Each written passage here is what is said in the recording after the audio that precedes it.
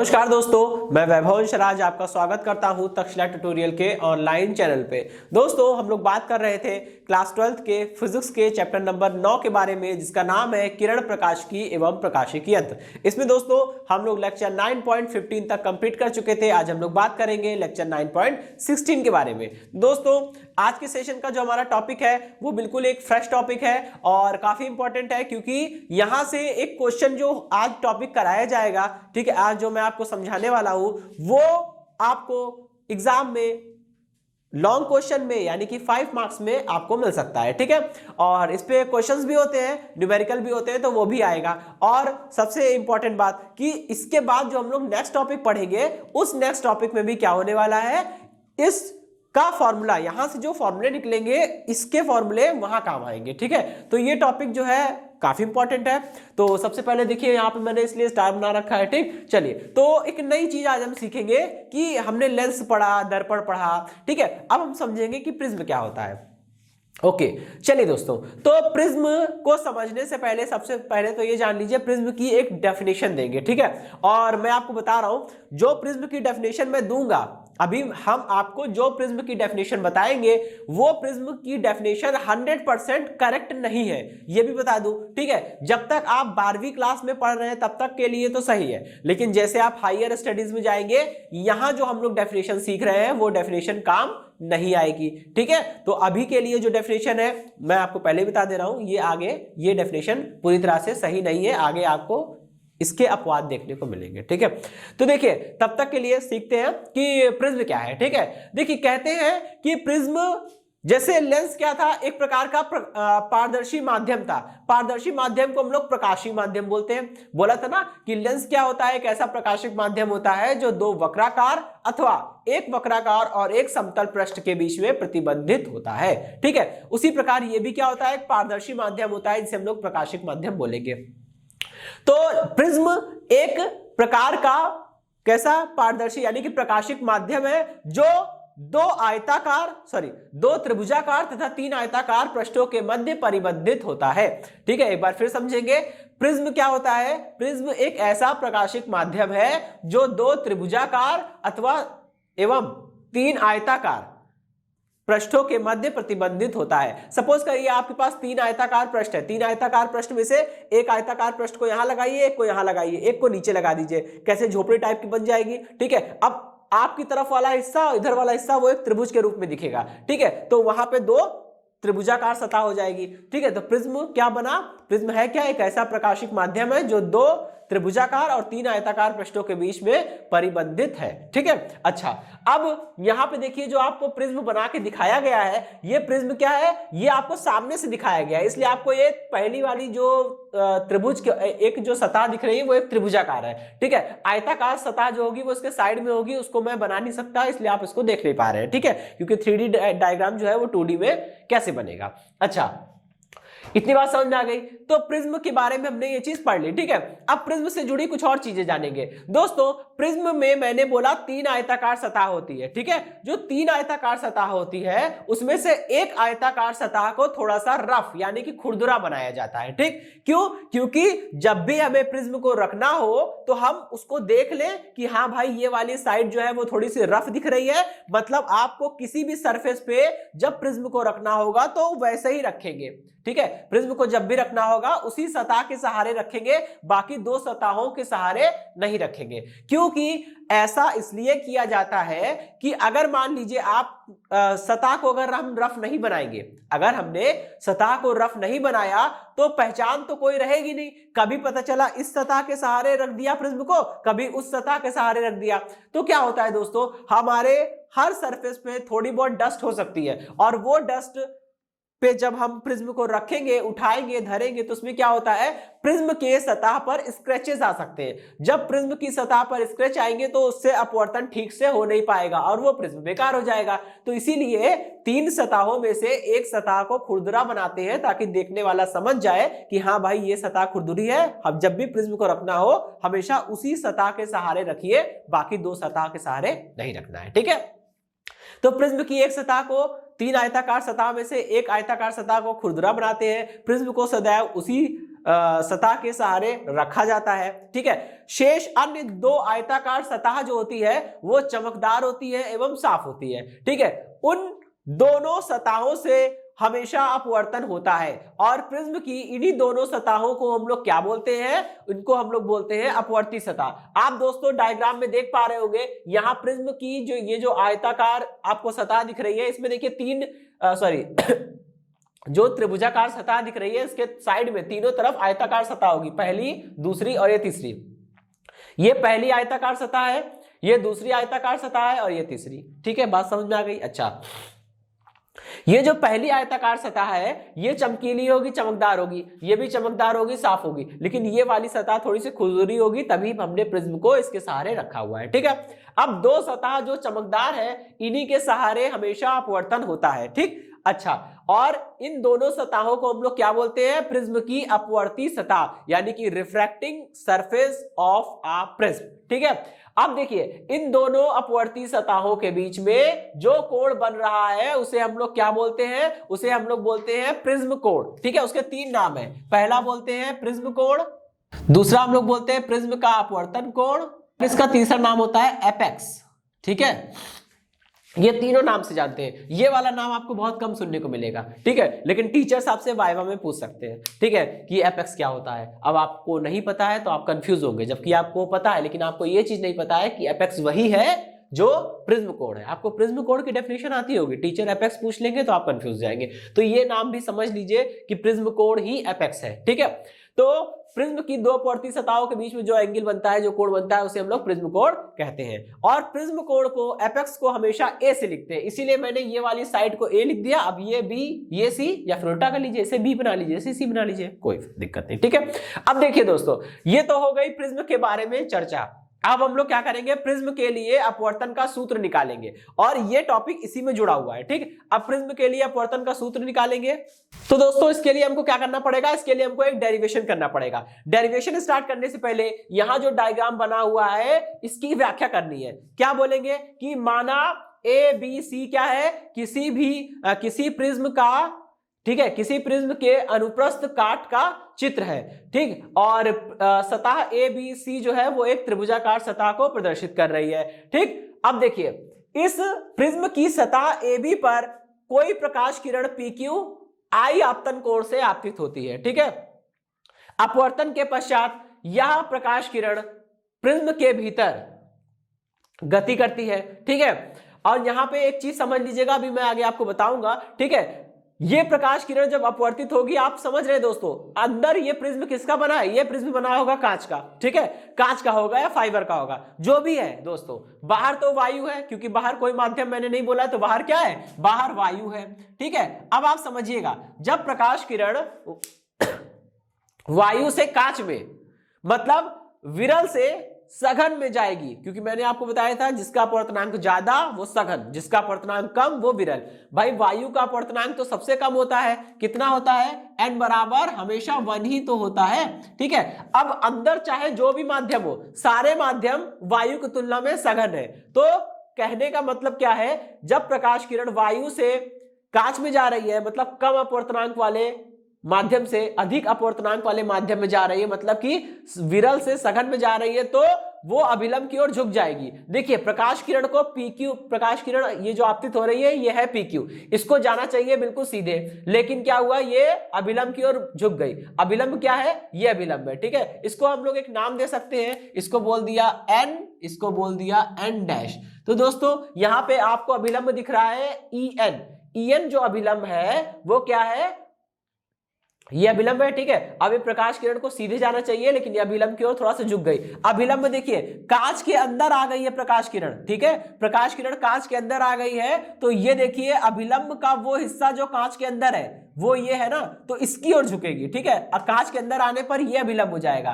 कांच के बाहर रहेंगे तो ये अभिलंब है। ठीक है, अच्छा, तो ये अभिलंब की ओर झुक गई। अब आपको पता है जितना एंगल से इसे अभिलंब की ओर झुकना था झुक गई। अब क्या होगा, एक ही माध्यम में जब प्रकाश किरण चलती है तो वो हमेशा सीधे चलती है, तो जितनी भी दूरी प्रकाश किरण प्रकाश किरण जितनी भी दूरी प्रिज्म के अंदर तय करेगी वो बिल्कुल एक सीधी रेखा में तय करेगी, इसीलिए ये Q से R तक जाएगी बिल्कुल सीधी रेखा में, ठीक है। और बिंदु R पर जाने के बाद क्या होगा, फिर से उल्टा काम हो रहा है। अब प्रकाश किरण जो है वो कांच से निकल के वायु में जाएगी। जब प्रकाश किरण कांच से निकल के वायु में जाएगी मतलब सघन से निकल के विरल में जाएगी, तो वो अपवर्तन से अभिलंब से दूर भागेगी, ठीक है। समझिएगा भाई, इसको जाना चाहिए बिल्कुल सीधे, बिल्कुल सीधे चली थी ना, इसको बिल्कुल सीधे जाना चाहिए, लेकिन ये अभिलंब से दूर हटेगी, तो सीधे जाने की बजाय ये थोड़ा सा नीचे आ गई, ठीक है, अभिलंब से दूर हट गई। और इसने अपवर्तन कोण कितना बनाया है, I डैश, और आपतन कोण यहाँ पे कितना है, दूसरी सतह पर आपतन कोण R डैश है। अब आपके मन में एक प्रश्न उठ रहा होगा, प्रश्न ये होगा, मैं जानता हूं आपके मन में प्रश्न ये उठ रहा होगा कि I तो भाई आपतन कोण होता है, हमने पढ़ा है, ठीक है, I क्या होता है, आपतन कोण होता है, ठीक। अच्छा, और R क्या होता है, अपवर्तन कोण होता है, ठीक है। अगर हम अपवर्तन की बात करें तो R क्या होता है, अपवर्तन कोण होता है, ठीक है भाई। लेकिन पहली वाली पृष्ठ पे ये बात तो समझ में आ गई कि आपतन कोण को हमने I बोल दिया, अपवर्तन कोण को हमने R बोल दिया। दूसरी वाली पृष्ठ के लिए आपतन कोण को हमने R डैश बोला है, जबकि I डैश होना चाहिए, और अपवर्तन कोण को हमने I डैश बोल रखा है, जबकि वो R डैश होना चाहिए। दोस्तों यहां पे एक छोटी सी घटना होती है, ठीक है, न्यूनतम विचलन कोण। तो न्यूनतम विचलन कोण क्या है मैंने अभी आपको बताया नहीं है। जब हम लोग न्यूनतम विचलन कोण समझ लेंगे तब आपको इन सभी प्रश्नों के उत्तर खुद ब खुद मिल जाएंगे, ठीक है। अच्छा, अभी थोड़ी देर के लिए इंतजार करिए, तो वेट करिए थोड़ा, ठीक। देखिए दोस्तों, तो प्रकाश किरण कैसे, आपको यहां तो बिल्कुल बेसिक से मैंने बताया कि जब प्रकाश किरण कोई विरल से सघन माध्यम में जाती है अभिलंब की ओर झुक जाती है, जब प्रिज्म से वापस वायु में जा रही है तो सघन से विरल में जा रही है तो अभिलंब से दूर हटी, और इसी प्रकार जो प्रिज्म से जो प्रकाश किरण गुजरी है उसका मार्ग क्या है, उसका रास्ता क्या है, PQRS, ये पथ है इसका जिससे वो होके गुजरी, ठीक है। अच्छा, अब इसमें काफी मैंने ज्योमेट्री बना रखी है, इन सभी ज्योमेट्री का हम यूज करेंगे तभी तो फॉर्मूला निकलेगा। अच्छा, एक और चीज, अब देखिए, अगर प्रिज्म पर आपतित किरण की बात की जाए तो प्रिज्म पर आपतित किरण कौन है, PQ, और प्रिज्म से निर्गत किरण की बात की जाए तो निर्गत किरण कौन है, RS। अगर प्रिज्म पर आपतित किरण PQ को आगे बढ़ाया जाए और प्रिज्म से निर्गत प्रकाश किरण RS को पीछे बढ़ाया जाए, तो आपतित किरण PQ को आगे बढ़ाइए, निर्गत किरण RS को पीछे बढ़ाइए, दोनों के बीच में जो कोण बनेगा उसे बोलते हैं विचलन कोण, ठीक है।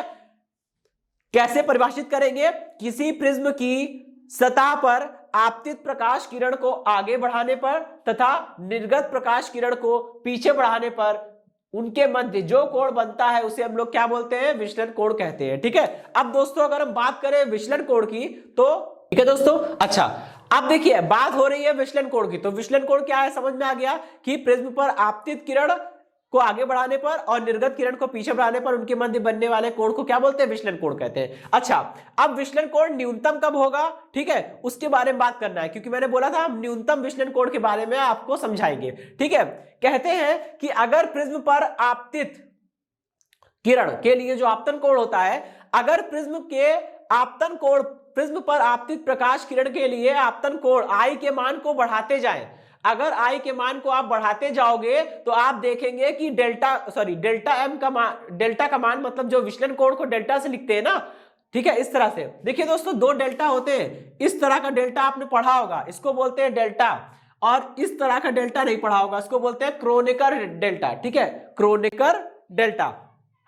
तो ये जो क्रोनेकर डेल्टा है, ठीक है, विचलन कोण को हम लोग इसी से लिखेंगे, क्रोनेकर डेल्टा, ठीक। अच्छा, तो यहां पे क्रोनेकर डेल्टा यानी विचलन कोण को मैंने y एक्सिस पे बनाया है और आपतन कोण को x एक्सिस पे बनाया है। जब किसी प्रिज्म पर आपतित प्रकाश किरण के लिए आपतन कोण I के मान को बढ़ाया जाता है तो विचलन कोण का मान घटना प्रारंभ हो जाता है, तथा आपतन कोण के एक विशेष मान के लिए, ठीक है दोस्तों, आपतन कोण के एक विशेष मान के लिए विचलन कोण का मान घटते घटते बिल्कुल न्यूनतम हो जाता है, ठीक है। और आपतन कोण के जिस मान के लिए विचलन कोण का मान न्यूनतम हो जाता है, ठीक है, तो विचलन कोण के उसी मान को हम लोग क्या बोलते हैं, न्यूनतम विचलन कोण, ठीक। अच्छा, मान लीजिए न्यूनतम विचलन कोण मिलने के बाद भी अगर आप आपतन कोण के मान को और बढ़ाते जा रहे हो तो क्या होगा, विचलन कोण का मान फिर से बढ़ने लगेगा। तो ये क्या हुआ, ये इसका कैरेक्टरिस्टिक होता है। ठीक है, प्रिज्म के लिए जब भी आप किसी प्रिज्म के लिए आपतन कोण आई और विचलन कोण डेल्टा के लिए एक वक्र खींचेंगे तो उसे बोलते हैं आई डेल्टा वक्र। ठीक है, यानी कि आपतन कोण विचलन कोण वक्र। तो आपतन कोण विचलन कोण वक्र में ऐसा ही होता है कि जब आपतन कोण का मान बढ़ाते हैं तो शुरुआत में विचलन कोण का मान तो घटता है और आई के यानी आपतन कोण के एक विशेष मान के लिए विचलन कोण का मान न्यूनतम हो जाता है, जिसे हम लोग डेल एम बोलते हैं, यानी कि न्यूनतम विचलन कोण बोलते हैं। उसके बाद भी अगर आप आपतन कोण आई का मान बढ़ाइए तो डेल्टा का मान वापस बढ़ने लगता है। ठीक है, अब इसी चीज को हम समझेंगे। जब आपतन कोण का मान उसकी फिक्स वैल्यू पे हो गया है, विचलन कोण का मान न्यूनतम हो गया है, ठीक है, विचलन कोण का मान न्यूनतम हो गया है, तो उस केस में क्या होता है दोस्तों, उस केस में दो तीन घटनाएं होती है प्रिज्म के अंदर। पहली घटना ये होती है जब आपको न्यूनतम विचलन कोण की स्थिति मिलेगी, मतलब आपतन कोण आई का मान इतना हो जाएगा, आपतन कोण आई का मान इतना हो जाएगा कि विचलन कोण का मान अपने न्यूनतम मान पर पहुंच जाए। तब क्या होगा, तब प्रिज्म के भीतर प्रकाश किरण जो होगी वो प्रिज्म के आधार बीसी के समांतर होगी, पहली चीज। दूसरी चीज क्या होगी कि ये जो आपतन कोण होता है पहली वाली सतह के लिए अपवर्तन कोण जो होता है वो दूसरी सतह के आपतन कोण के बराबर हो जाता है। ठीक है, मतलब यहां पे तीन कंडीशन होती है, वो मैं लिख दे रहा हूं। ठीक है, जब भी किसी प्रिज्म के भीतर अल्पतम विचलन कोण की स्थिति उत्पन्न हो जाएगी तो वहां पे तीन स्थितियां, आपको तीन चीजें देखने को मिलेगी। पहली चीज कि प्रिज्म के भीतर प्रकाश किरण जो है वो प्रिज्म के आधार के समांतर हो जाएगी, यानी कि प्रकाश किरण क्यू आर, भाई प्रिज्म के भीतर प्रकाश किरण का कौन सा हिस्सा है, क्यू आर है, पी क्यू बाहर का हिस्सा है, आर एस भी बाहर का हिस्सा है, प्रिज्म के भीतर कौन सा हिस्सा है, क्यू आर। ठीक है, तो क्यू आर जो है वो किसके समांतर हो जाएगा, बीसी के। ठीक है, जब अल्पतम विचलन कोण की स्थिति उत्पन्न होगी तो अल्पतम विचलन की स्थिति में प्रिज्म के भीतर प्रकाश किरण जो है वो प्रिज्म के आधार बीसी के समांतर हो जाएगी। दूसरी कंडीशन में क्या होगा दोस्तों, दूसरी कंडीशन में पहली वाली सतह के लिए अपवर्तन कोण आर का मान जो है वो दूसरी वाली सतह के लिए आपतन कोण के बराबर हो जाएगा, यानी आर का मान जो है वो बराबर किसके हो जाएगा, आर डैश के। और तीसरी कंडीशन क्या उत्पन्न होगी कि पहली वाली सतह के लिए आपतन कोण का जो मान है वो दूसरी वाली सतह के लिए अपवर्तन कोण के बराबर हो जाएगा, इसलिए आई बराबर आई डैश हो गया। ठीक है, इसीलिए दोस्तों हमने इसे उल्टा लिखा है। आप सोच रहे होंगे कि आपतन कोण आई होता है, अपवर्तन कोण आर होता है, तो दूसरी वाली सतह के लिए उल्टा क्यों किया गया, क्योंकि दोस्तों ये अल्पतम विचलन कोण की स्थिति के लिए मैंने चित्र बनाया है। ठीक है, इस चित्र को मैंने ऐसा बनाया है कि अल्पतम विचलन कोण की स्थिति उत्पन्न हो, क्योंकि अगर यहां पे डेल्टा एम नहीं होगा तो डेल्टा एम का मान हम कैसे निकालेंगे।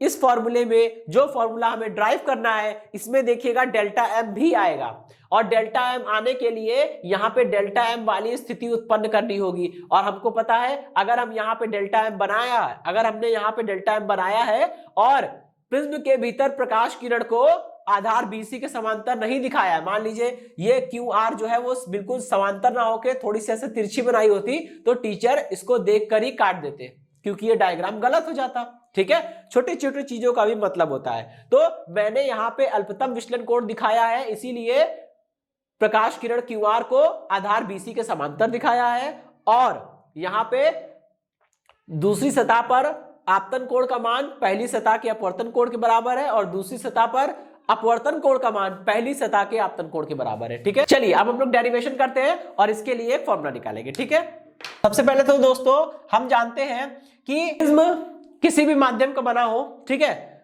बाहर अगर वायु है तो वायु की तुलना में तो सारे माध्यम कैसे होते हैं, सघन होते हैं। तो प्रिज्म सघन माध्यम का बना ही होगा। ठीक है, ज्यादातर ये प्रिज्म जो होते हैं वो कांच के होंगे या फिर फाइबर के हो सकते हैं। ठीक है, अच्छा अब देखिए स्नेल का नियम लगाइए सबसे पहले। ठीक है, स्नेल के नियम से तो इसमें जो हम लोग डेरिवेशन करने वाले हैं उस डेरिवेशन में हमें प्रिज्म के लिए अपवर्तन का सूत्र निकालना है। एक ऐसा फॉर्मूला निकालना है जो प्रिज्म के अपवर्तनांक n, आपतन कोण I, अपवर्तन कोण R और विचलन कोण डेल्टा m के बीच में संबंध दे सके, ऐसा फॉर्मूला निकालना है। ठीक है, तो सबसे पहले तो यहां पे हम लगा देंगे फॉर्मूला कौन सा स्नेल का नियम कितना होता है, साइन आई अपॉन में साइन आर। ठीक है, आई क्या है, पहली सतह पर आपतन कोण, आर क्या है, पहली सतह पर अपवर्तन कोण। Sine i upon sine r जो होता है वो क्या होता है, दूसरे माध्यम का पहले माध्यम के सापेक्ष अपवर्तनांक N2 अपॉन N1। दोस्तों यहाँ पे N2 क्या है, दूसरा माध्यम, दूसरा माध्यम कांच होगा, ठीक है,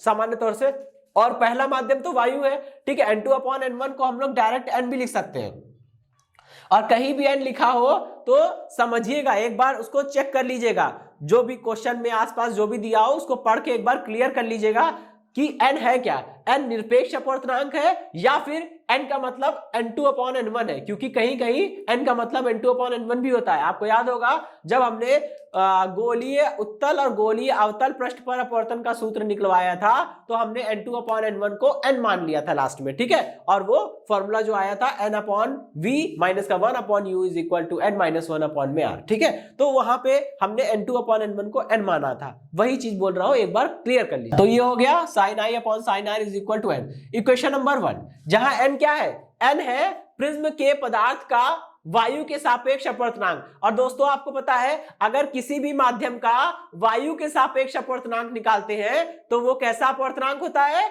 निरपेक्ष अपवर्तनांक, एब्सोल्यूट रिफ्रैक्टिव इंडेक्स। ठीक है, तो यहां से जो वैल्यू आएगी वो बिल्कुल नो डाउट बिल्कुल क्लियर होगी। ठीक है, उसमें आपको कुछ भी एक्स्ट्रा चीज जोड़ने की जरूरत या उसको देखने की जरूरत नहीं है, क्योंकि आपको पता है अगर किसी माध्यम का अपवर्तनांक अलग अलग माध्यमों के सापेक्ष निकाला जाए तो हर बार अलग अलग आएगा, लेकिन अगर किसी माध्यम का अपवर्तनांक वायु के सापेक्ष निकाला जाए तो वो हर बार अलग अलग नहीं आएगा। ठीक है, और वायु के सापेक्ष जितने भी माध्यम का अपवर्तनांक हम लोग नापते हैं वो सारे कैसे होते हैं, निरपेक्ष अपवर्तनांक होते हैं, यानी कि एब्सोल्यूट रिफ्रैक्टिव इंडेक्स होते हैं। ठीक है, चलिए अब हमको करना क्या है, साइन आई की वैल्यू, इसमें आई की वैल्यू निकालनी है और आर की वैल्यू निकालनी, आई और आर निकल आएगा तो काम हो जाएगा। ठीक है, अब देखिए हमको आई और आर की वैल्यू निकालनी है। ठीक है, तो सबसे पहले क्या करेंगे, हम ले लेते हैं, यहां पे हमको एक ट्राइंगल दिख रहा है क्यू जेड आर। ठीक है, तो लिखेंगे ट्राइंगल क्यू जेड आर में। ठीक है, लगाइए, इसमें क्या होगा दोस्तों,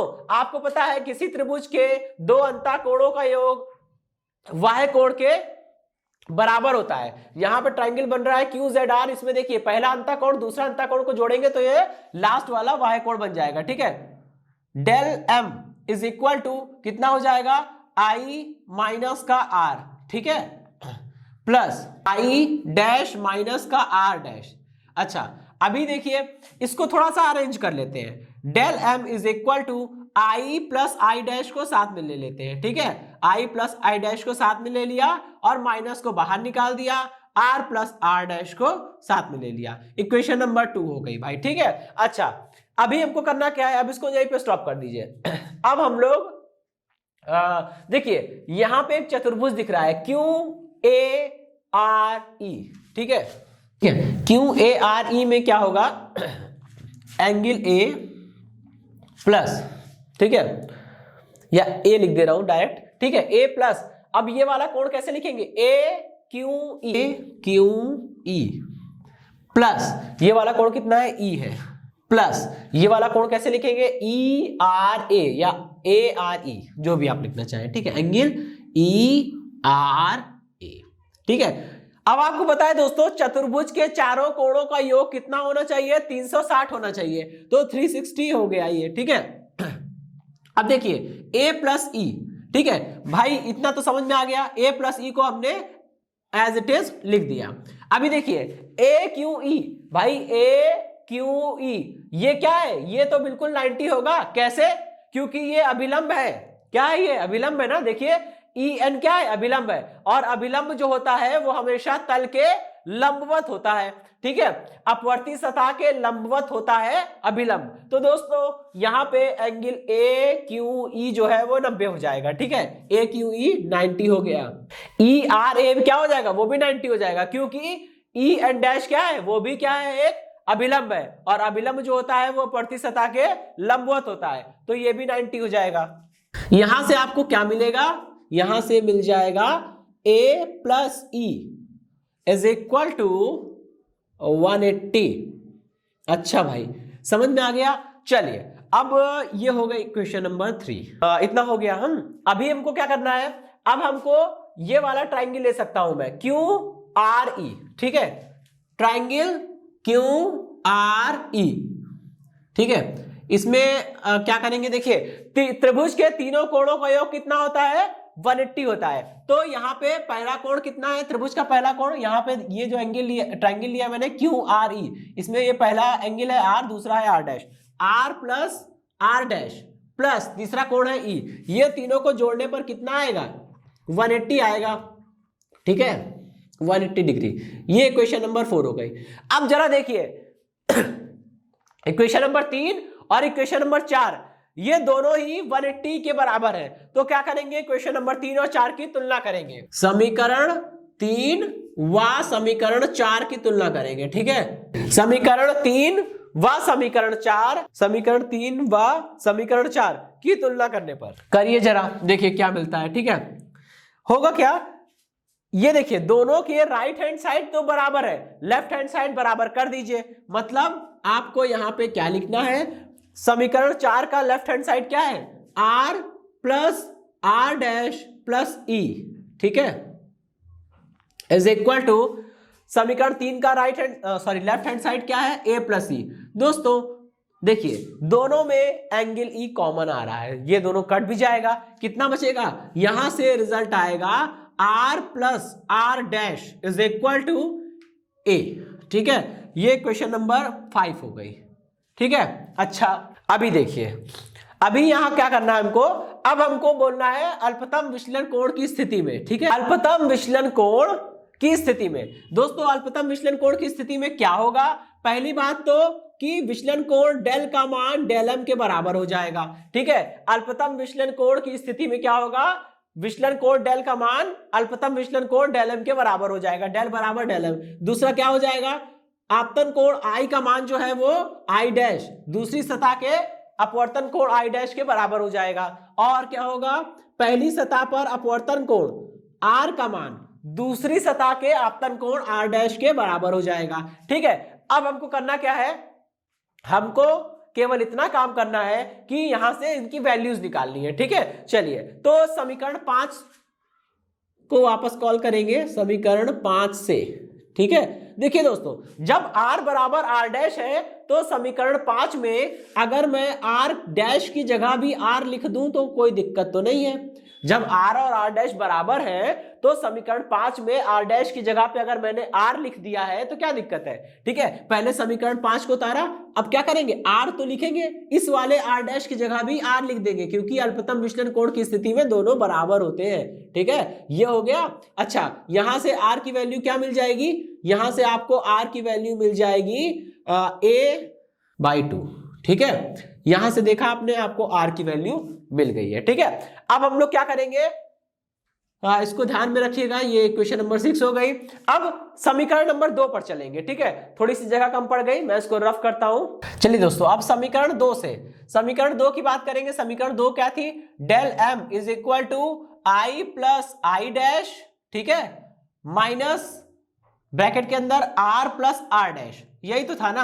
अच्छा अब यहां पे समझिएगा, अल्पतम विचलन कोण की स्थिति में क्या निकला है दोस्तों, i बराबर i डैश, r बराबर r डैश। रखिए जरा, इसमें कितना हो जाएगा, del m is equal to, देखिए i की जगह तो i लिखा, i डैश की जगह भी मैं i लिख रहा हूं, क्यों, क्योंकि अल्पतम विचलन कोण की स्थिति में बराबर है, ठीक है। यहां भी वही काम कर रहे हैं, r की जगह पे r लिखा है, r डैश की जगह भी r डैश की जगह भी r लिख रहा हूं, ठीक है।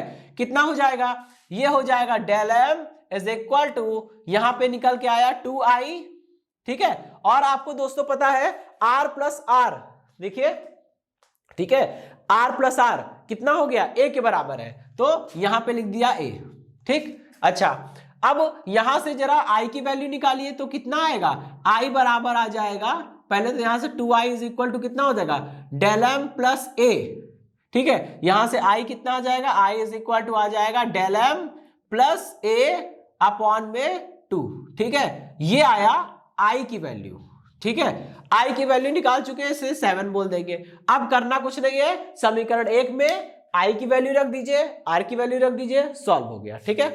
समीकरण 1 में i तथा r का मान रखने पर, समीकरण 1 में i तथा r का मान रखने पर रखिए भाई, कितना हो जाएगा, साइन i अपॉन में sine r is equal to n, ठीक है, जहां n क्या था, दूसरे माध्यम का पहले माध्यम के सापेक्ष अपवर्तनांक। यहां पे सारी वैल्यू रख दीजिए, ठीक है, कितना हो जाएगा, ये हो जाएगा n इज इक्वल टू, अच्छा ये है साइन, ठीक है, और इसके बाद यहां पे i की वैल्यू कितनी है, i की वैल्यू आई है del m plus a upon में 2, ठीक है, अपॉन में भाई r की वैल्यू लिखिए, r की वैल्यू कितनी है a/2, तो ये हो जाएगा साइन a/2, ठीक है, ये वो फॉर्मूला है जो हमें निकालना था, ठीक है, कि किसी भी प्रिज्म का अपवर्तनांक जो होता है n बराबर साइन डेल्टा m या del m plus a upon 2 upon में साइन a/2, ठीक है।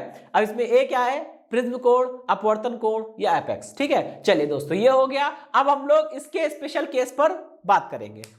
अब यहां पे पहला स्पेशल केस ये है दोस्तों कि अगर मान लीजिए कि ये जो हमारा प्रिज्म है ये पतला हो, ठीक है, प्रिज्म के पतला होने का मतलब क्या है कि प्रिज्म का जब ये दोनों सतह काफी पास आ जाएगी, ठीक है, अगर हम इस तरह का प्रिज्म बना रहे हैं, मान लीजिए ये ऐसे, ठीक है, तो ये क्या है, ये प्रिज्म पतला है, और पतला करेंगे तो क्या होगा, प्रिज्म ऐसा बनेगा, ये तो आप देख रहे हैं दोस्तों, प्रिज्म को पतला कर रहे हैं तो ये वाला एंगल जो है कोण, प्रिज्म कोण, ये कम होता जा रहा है, ठीक है। तो वही बात कर रहा हूं, अगर प्रिज्म काफी पतला होगा, ठीक है, अगर हम पतले प्रिज्म की बात करते हैं तो यदि प्रिज्म पतला हो तब क्या होगा दोस्तों, a का मान काफी छोटा होगा और डेल m का मान, न्यूनतम विचलन कोण डेल m का मान तो वैसे भी काफी कम होता है। जब दो छोटे एंगल को जोड़ रहे हैं तो जो आएगा वो भी काफी छोटा एंगल होगा।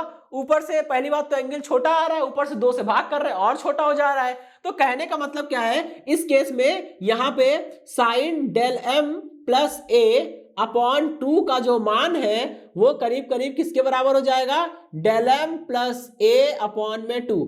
ये कहां से आया, समझ में आया? देखिए मैंने आपको बताया था कि अगर कभी भी एंगल छोटा है, मान लीजिए साइन थीटा लिखा है, अब इस साइन थीटा में थीटा का मान काफी छोटा है तो साइन थीटा लगभग बराबर होता है थीटा के, टैन थीटा भी लगभग बराबर हो जाएगा थीटा के, अगर थीटा का मान काफी छोटा है तो। वैसे ही यहां पे साइन के साथ ये जो एंगल लिखा है ये एंगल काफी छोटा हो गया है। कैसे? क्योंकि अगर प्रिज्म काफी पतला होगा, प्रिज्म कोण a का मान बहुत छोटा होगा, डेल m ऑलरेडी काफी छोटा होता है, दो छोटे एंगल को जोड़ के 2 से भाग कर रहे हैं वो और छोटा हो सकता है, ठीक है। तो इसलिए साइन के साथ जो एंगल लिखा है वो काफी छोटा है, इसलिए जैसे साइन थीटा को थीटा के बराबर मान लिया जाता है, अप्रोक्सीमेशन कर लिया जाता है, वैसे ही sine a plus del m by 2 को a plus del m by 2 के रूप में अप्रोक्सीमेट कर दिया गया है, ठीक है। इसी प्रकार दोस्तों यहाँ पे साइन a बाई 2 भी बन रहा है ना, ये देखिए साइन a बाई 2, तो साइन a बाई 2 भी क्या हो जाएगा, साइन a बाई 2 भी है वो लगभग बराबर हो जाएगा a बाई 2 के। आई बात समझ में? ओके दोस्तों, देखिए 7 इक्वेशन बन चुकी थी। यहाँ जो प्रिज्म के लिए जो अपवर्तन का सूत्र आया है इसको हमने इक्वेशन नंबर 8 बोल दिया है। अब क्या करेंगे, प्रिज्म के अपवर्तन सूत्र से इसको लिखेंगे, फिर यहाँ पे वैल्यूज की रख देंगे, ठीक है। देखिए प्रिज्म का अपवर्तन सूत्र कितना होता है, n इज इक्वल टू, ये हो जाएगा साइन, ठीक है, a plus del m upon में 2, ठीक है, और यहां क्या लिखेंगे, ये हो जाएगा साइन a अपॉन 2। अब दोस्तों देखिए आपको केवल इतना करना है कि n इज इक्वल टू, यहां देखिए sine a plus del m by 2 को हमने क्या मान लिया है, अप्रोक्सीमेशन कर दिया है a plus del m by 2 में, तो ये हो गया del m plus a upon में 2, ठीक है, और a साइन a बाई 2 को हमने अप्रोक्सीमेशन लिया है a बाई 2 के रूप में, ठीक है। तो देखिए अब 2 से 2 कट जाएगा, कितना बचेगा, जो बचेगा वो मैं यहां लिखता हूं, ये हो जाएगा n is equal to a plus del m upon में a, ठीक है। इसको हम लोग सॉल्व करके इस तरह से लिख सकते हैं, इनका मल्टीप्लाई हो जाएगा, na is equal to a plus del m, यहां से जरा डेल m की वैल्यू निकालिए, कितना आएगा, del m is equal to, ये हो जाएगा n माइनस 1 इंटू a, ठीक है। हाँ तो ये तो हो गया दोस्तों एक पतले लेंस के लिए यहां जो फॉर्मूला निकल के आया है, ये वाला formula del m is equal to n minus 1 into a, ये क्या है, ये एक पतले प्रिज्म के लिए अल्पतम विचलन कोण का सूत्र है, ठीक है दोस्तों। न्यूमेरिकल के पर्पस से ये वाला ये वाला फॉर्मूला काफी इंपॉर्टेंट है और ये वाला फॉर्मूला भी काफी इंपॉर्टेंट है। और इस डेरिवेशन को प्रूफ करते वक्त मैंने जितने भी ट्राइंगल लगाए थे, जितने भी ज्योमेट्री लगाई है, उस ज्योमेट्री में जहां जहां ये चीजें निकल कर आई है कि जैसे एक जगह निकला था r plus are dash is equal to a, तो इस तरह के छोटे छोटे रिलेशंस भी इक्वेशन मतलब कि न्यूमेरिकल में यूज होते हैं। ठीक है दोस्तों, तो इस चीज का ध्यान रखेंगे।